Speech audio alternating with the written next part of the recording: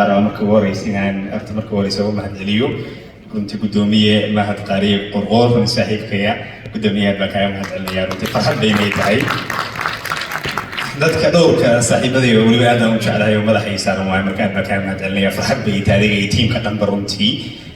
hay-adan aad u qiimo badan daahfurkeeda oo wax qurux badan muuqaal fiicanna loona baahan yahay runtii especially marka la fiiriyo dalkeena Soomaaliya xaaladdu ku sugan yahay iyo baahida loo qabo runtii in la helo advocacy urur oo runtii isku xirka dalka Mareykan iyo Soomaaliya waliba siyaasadda nolol maalmeedka haddii la fiiriyo cultural exchange-ka wax badan baa jira runtii soo hoosgelaya kaas marka runtii Center for Strategic Policy and Development aad baa u amaanaya runtii farxad bay noo tahay runtii inaan taageerno insha Allah waxaan rajaynaynaa runtii inaan aniga runtii wax kasta garab runtii aan ka siin karo iyo fakar runtii waa ku darayaa runtii aad baa u amaanaya isaga runtii iyo walaalkii waxaan rabaa inaan xuso asagana gudoomiye Cabdishakuur runtii gudoomiyaha baa kaaga mahadcelinaya dadka ka sokow marka martida noo yimaaday ambassador-ka aad baa ugu soo dhaweynaa Daahir Xasan Cabdi ambassador soo dhawow farxad bay noo tahay runtii dhowr bilood ka hor in ambassador noo yimaaday runtii fursadna u helay inuu siyaasiyaasha Mareykan la kulmo ilaa 20 siyaasi oo Mareykan runtii baa nala joogay meeshaas buu waqti nagula qaatay ambassador-kaas uu barto runtii hadafkiisana uu ka dhaliyay runtii inuu yiri inaan ka duwanaada rabaa ambassador-radii hore oo runtii diaspora-da iyo saameynta ay leeyihiin ka faa'iideysto taana runtii ku amaanaya runtii gudoomiye Cabdishakuur nooga mahadcelinaya runtii shaqo culus uu bilaabay sababta ay ku tahay dadka ugu muhiimsan oo la kasban karo waa diaspora-da runtii aniga xalay waxaan la joogay runtii ambassador-kii hore Mareykan ambassador Ahmed Ciise Awad asagaan runtii nooga sheekeynayay qodob ugu muhiimsan oo taabtayna runtii wuxuu ahaa in ambassador-ku wuxuu qaban karo iyo runtii aad bay u kooban tahay laakiinse diaspora-da iyo hay-adahan NGO-yadan iyo ururadan runtii think tanks-ka saameyn aad weyn bay lahaan karaan sababtoo ah Mareykan muwaadin awood bay leeyihiin inay lobby gareeyaan members of Congress, senators, State Department-ga runtii saameyn gooniya leeyihiin marka kaas runtii aad baa u amaanaya runtii gudoomiye mahad qaariib qorqoor iyo gudoomiye Cabdishakuur labadaba runtii iyo guddiga dhanba runtii inaad laga faa'iideysan karo ambassador-kana wax badan ku caawin kartiin oo adiga u doodi kartiin oo isaga sanayn karin kaana runtii sharaf bay noo tahay hadafku runtii waxaa waaye horta kow anigu haddaan hadda xil ku fadhiyo iyo runtii hay-adaha runtii waa la soo shaqeeyey waxyaalayaal dhowr maa soo qabanay oo farxadna ahayd runtii inaan keenno embassiga Soomaaliya dadka socday inaan keennay runtii siyaasiyaal kala duwan ay ka mid ahaayeen USAID oo hay-adda ugu muhiimsan dalka Mareykan oo runtii qandaraasyo caawimaadii Soomaaliya geysa iyo Afrika dhanba runtii haddeer runtii waxay la tahay mas-uuliyadda horta xoogaa way iga degaysaa sababta ay ku tahay gudoomiye mahad qaariib iyo ururkan haddii qaateen waa shaqo loo baahan yahay runtii baahi badan oo loo qabo sababta ay ku tahay Soomaalida haddii la fiiriyo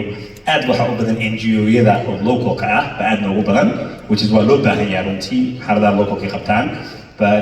urur runtii ka shaqeysa isku xirka dalka Mareykan iyo Soomaaliya runtii ma badna runtii farxadna waxaan oo runtii tan noqon doonto mid khayraysan annaguna runtii wax kasta garab iyo time iyo xoog aan gelin karno waan gelinaynaa insha Allah runtii sababta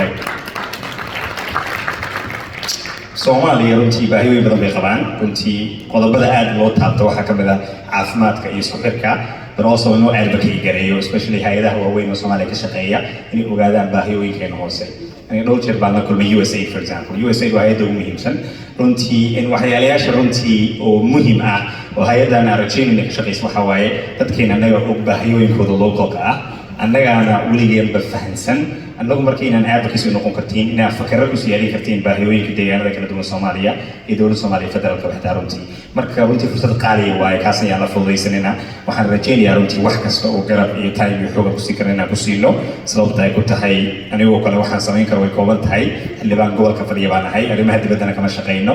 laakiin inta awoodi karo runtii wax badan waa qabanay laakiinse hay-adan oo kale runtii lama soo koobi karo waxay qaban karto sababta ay ku tahay waa hay-ad hadafkeeda dhan buu yahay isku xirka wax badan runtii not only in USAID hay-adaha but also exchange-ka haddii la fiiriyo cultural exchange-ka waxyaalayaasha ugu muhiimsan waxaa ka mid ah tusaale mataaneynta jaamacadaha oo kale waxbarashadu baahi badan baa jirta think gudoomiye Cabdishakuur marba dhowr jeer baa ka wada hadalnay maxaa lagu caawin karaa jaamacadaha Soomaaliya inay ku xirmadaan kuwa Mareykan soo la socotiin Minnesota oo kale horumar badan bay gaarsiiyeen runtii waan u jeedaa wasiirkayga saaxiibkii nala joogo wasiir soo dhawaadiyaad Minnesota runtii gobolladan ku dayan karnay ka mid yihiin waxyaalaha ay qabteen waan rajaynayaa runtii in la ka faa'iideysan annaguna aan hay-adan ay ka shaqeyn karto jaamacadaha Soomaaliya ku xirto jaamacadahan أنا يرى إن إني فرصة بدن هلي كران الجامعة على ميشان في ماذا وحاجة exchange programs وحاجة هاي بدن كنت استيجي بمتى لا شقة وشقودو دي هاي diaspora دا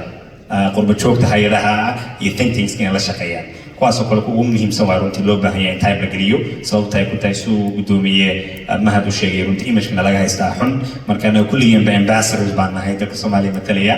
ururkaana runtii hadafkiisu waa ka duwan yahay hadafkiisuna waxa weeye image Soomaaliya kor u qaado lala kulmay siyaasiyaasha members of Congress-ka iyo senators-ka iyo State Department-ga runtii fursad qaali ah haysanaa because waa miis nadiif waaye waan awoodi karnaa hadda image cusub positive inaan samayno dadku shacabkuna image fiican way bixiyaan runtii waxay qabtaan laakiin horumaradeenna dhan waa individual based waaye marka hay'adana kale inay cilmi baaris samayso Soomaalida saameynta ay ku lahaan karaan diasporada inay qayb ka ahaadaan State Department-ga waxyeelaysha ugu muhiimsan runtii aan rajaynayno ururka inuu kor u qaado runtii waxa waaye in State Department-ga waa hay'ad aad u ballaaran waxyeelayaasha badanna dhowr jeer aan kala hadlay xitaa wuxuu ahaa sidee diasporada loo soo gelin karaa ayaguna runtii aad bay u soo dhaweynayaan waliba inay la shaqeeyaan diasporada kala duwan marka hay'adana waxaan rajaynayaa runtii inay kaana kor u sii qaadi doonto insha Allah mar labaad waa saddex ambassador soo dhawow xildhibaanadana sharafta leh wasiiradeena martiqaadkeena gudoomiyaha runtii Jubbaland محل قدوميها قلبي ولا شيء أدنى وسروينيا سوري ولا شيء أدنى وسروينيا من الصورة فصص كهنا قدوميها ناس برنو قدوميها أدنى وسروينيا فرحت بينو تينا وهاي نوت مادي ولا شيء فردوسر